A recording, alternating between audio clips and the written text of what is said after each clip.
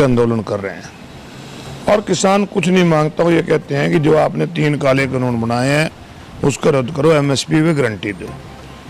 वो जो देने की बात है केंद्र की सरकार की, उनकी लड़ाई केंद्र की सरकार से है, परंतु हरियाणा प्रदेश की मौजूदा सरकार तब से लेकर अब तक एक एजेंडे के तहत इस आंदोलन को कैसे बदनाम किया जाए, इस आंदोलन को कैसे कमजोर किया जाए, ये लगातार प्रदेश की सरकार इस प्रकार की साजिश रचने पर लगी हुई है। आपको ध्यान दिलाना चाहूँगा कि जब हरियाणा और पंजाब के किसान दिल्ली जा रहे थे, उन्होंने दिल्ली के घेराव की घोषणा की थी, तो हरियाणा प्रदेश की सरकार ने उनके रास्ते रोके, उन पे वाटर कैनन का इस्तेमाल किया, उन पे लाठीचार्ज पिपली के अंदर किया गया। किस प्रकार से इनके लिए, इनके साथ तो कोई लड़ाई नहीं थी, इनसे कुछ मांग नहीं रहे थे, फिर ये किस लिए उनको बार बार उकसाते हैं?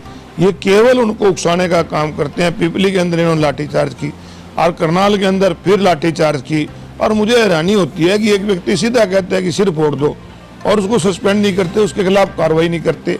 तो इनका मकसद एक है कि इनको ध्यान से भटकाए, इन आंदोलन को कमजोर कैसे किया जाए, किस प्रकार से हरियाणा प्रदेश की बीजेपी और बीजेपी की सरकार इस काम पे लगी हुई है। जो आंदोलन केंद्र की सरकार के खिलाफ 3 बिलों को लेकर चल रहा है, उसको हरियाणा प्रदेश की तरफ मोड़ने का काम कर रही है। हरियाणा प्रदेश की सरकार के साथ तो कोई लड़ाई नहीं है। हरियाणा प्रदेश की सरकार तो कभी हिसार में, कभी टोहाना में, कभी करनाल में, कभी भिवानी में इस प्रकार के पंगे लेने का काम करती है। इस प्रकार से इस आंदोलन को कमजोर किया जाए। कभी कह देते हैं ये तो किसान ही नहीं है, ये किसान नहीं तो और कौन है? ये वही लोग तो हैं जिन लोगों ने इनकी सरकार बनाई थी। परंतु किस प्रकार से किसान को कमजोर किया जाए, उस अन्नदाता को जो लोगों का पेट पलता है, जिसका एक बच्चा तो खेत में काम करता है और दूसरा बच्चा सीमा पर रक्षा करता है। आज 600 से ज़्यादा किसान मारे चुके हैं, परंतु केंद्र की सरकार कोई उस पर बात करने को तैयार नहीं है। हरियाणा प्रदेश की सरकार उनके आंदोलन को कैसे कमजोर किया जो उन्हें लगातार उकसाने का काम करती है। करनाल के अंदर एक अधिकारी सीधा कह रहा है सिर फुटो, उसके ऊपर मुकदमा दर्ज होना चाहिए, क्यों नहीं हो सकता? मैं आपको कहूँ कि तेरे सिर में लट मारूंगा, मेरे ऊपर मुकदमा दर्ज हो जाएगा। तो एक वीडियो जारी हो रही है, उसमें साफ कह रहा है कि लठ मारो, और 15 किलोमीटर दूर जाके लठ मार दिए जाते हैं। एक किसान की चोट लगने से मौत भी हो जाती है। तो आज किसान कोई और कुछ नहीं मांग रहे। हरियाणा प्रदेश की सरकार से तो एमएसपी नहीं मांग रहे, हरियाणा प्रदेश की सरकार से तीनों कानून के बारे में नहीं मांग रहे, हरियाणा प्रदेश की सरकार के तो उस अधिकारी के खिलाफ कार्रवाई मांग रहे हैं। तो इनको करने में क्या अर्ज है? कभी आतंकवादी बताते हैं, कभी अलगाववादी बताते हैं। इनका मकसद किस प्रकार से अपनी कमजोरी को छुपाया जाए, इस बात को लेके है। इनका और कुछ नहीं।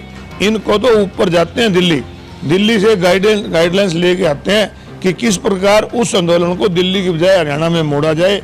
वैसे इनका और कोई मकसद नहीं है। तो मनोहर लाल खट्टर के बस की बात नहीं है। 3-4 साल से कोई रेट इस सरकार ने नहीं बढ़ाया। अब केवल 12 रुपये क्विंटल, 350 की बजाय 362 रुपये, यानी कि 4% से भी कम रेट बढ़ाए हैं। और जो पिछले 3 सालों में डीजल और पेट्रोल के रेट बढ़े, जो खाद के रेट बढ़े, लागत तो गन्ना उत्पादक है या गेहूं उत्पादन करने वाले, उनकी लगातार बढ़ी है।